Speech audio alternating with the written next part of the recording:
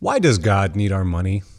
Seriously, what is God going to do with my $100 that he can't do as the creator of everything? And why does the church constantly ask for money? Well, maybe it's not about what God needs from us, because let's face it, God doesn't need anything from us. Maybe it's more about what we need. Maybe God knows something about our need for generosity, our need to be gracious with each other. That's what we're talking about this week at Kindred UMC.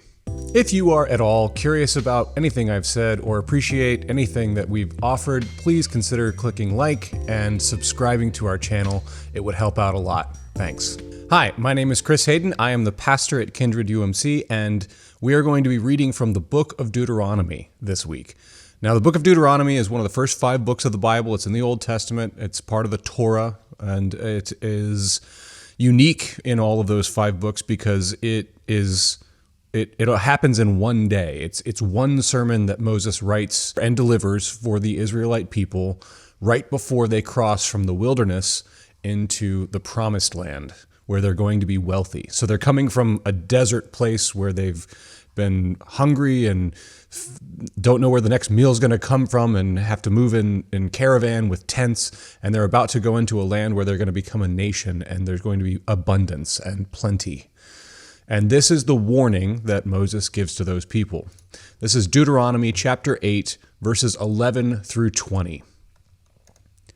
Take care that you do not forget the Lord your God by failing to keep his commandments, his ordinances, and his statutes that I am commanding you today.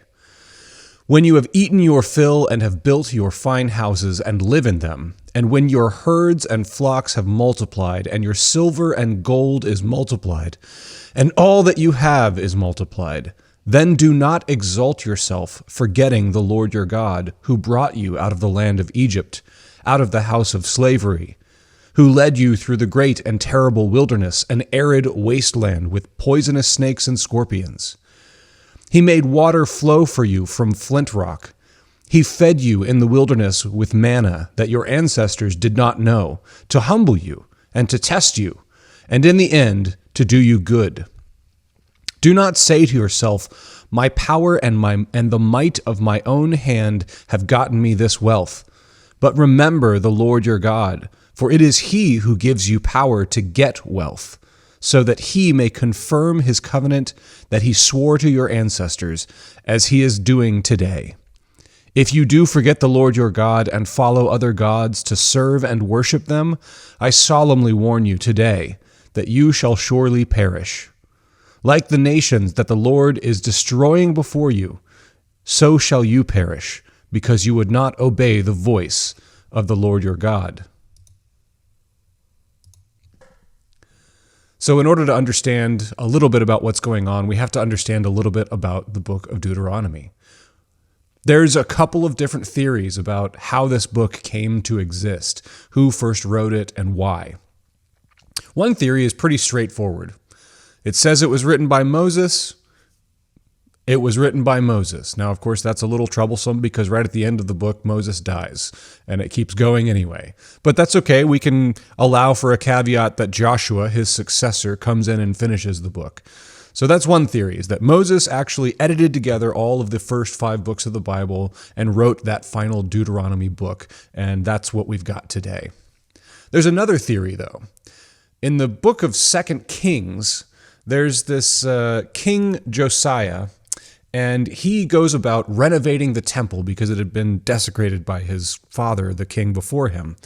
And the high priest Hilkiah is reported to find an old lost book of the law, and Moses wrote it down and delivered it. And it's believed that that's the book of Deuteronomy. Now, I'm a skeptic, so I find it highly unlikely that they just discovered this ancient text during 2 Kings.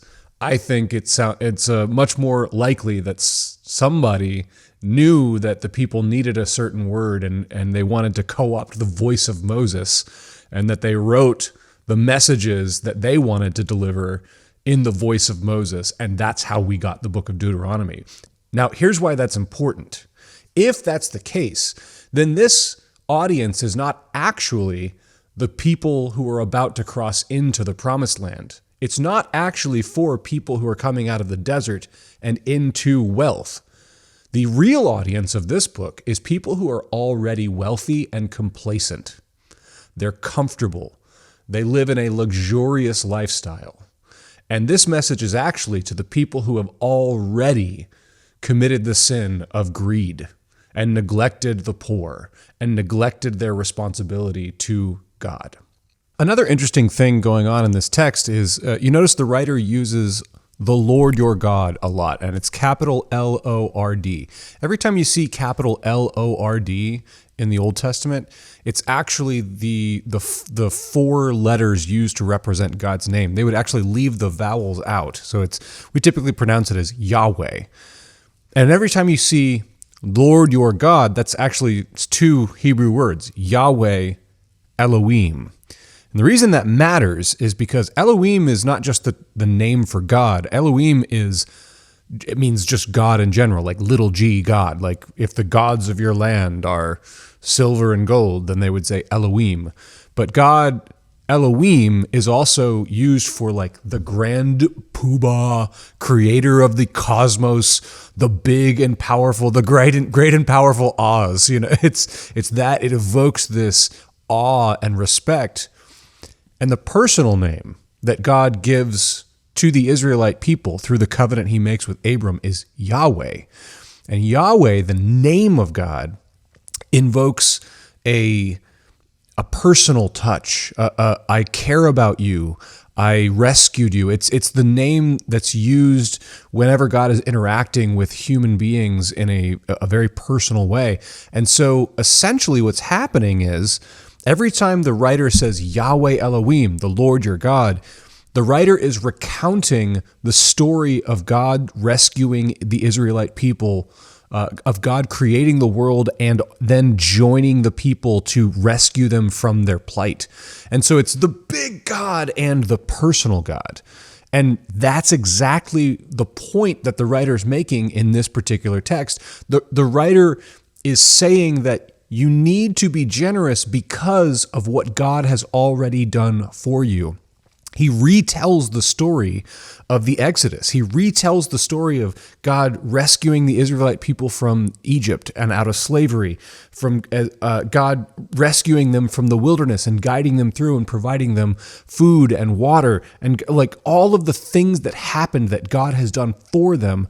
The writer is constantly using this name, Yahweh Elohim, and it's all to remind the Israelite people that everything they have is a result of God's grace. So what is the intended message here? Well, it seems clear that the writer is attempting to convey that wealth does not come from the strength of our own hands, from our own insight and our own intellect and our own wisdom, but instead these are all gifts of God. That our ability to generate wealth and utilize resource is actually a grace that God is giving to us. And when we start to claim that for ourselves and claim that on our own and neglect the things that God is asking us to do with the wealth he's given us, then it goes bad. It goes dangerously bad for us. In fact, the language in this text is perish. It's a stark warning. It's a stark warning that I think applies to today. Right now, in our context, in America, we are leading the world in a global recession, it looks like. Not that God caused the recession. I don't think that. The recession is a result of our addiction to money and greed and self-reliance.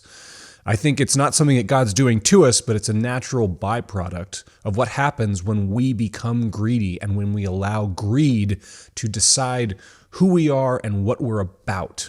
So I'm back to where I started. I don't think that God needs our money.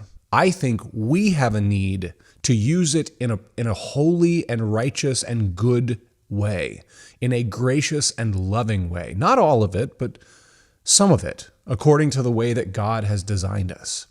So when God asks for money or the church asks for money, it's for your sake. It's because you need to be generous. Your life will go better. So I hope that you will take an opportunity this week to generously donate. 100% of the money that you give to Kindred UMC this month will be going towards our efforts to partner with the Children's Home. Children's Home is an organization in Florida that deals primarily with foster kids who have been in abusive situations and have all kinds of diagnoses and trouble that they are dealing with. And the Children's Home is excellent at creating safe, loving, hospitable environments for those kids to grow up in. And we're going to adopt some of them for Christmas. We are trying to make their lives just a little bit happier while they are healing from trauma. So 100% of the money that you give during this season will go directly towards those efforts. You're not paying my salary. You're not paying to keep the lights on or anything like that. Every cent that you give will go directly to making a child's life happier. So with that, may the Lord bless you and keep you. May the Lord make his face to shine upon you and be gracious unto you. May the Lord lift up his countenance upon you and give you peace. Amen.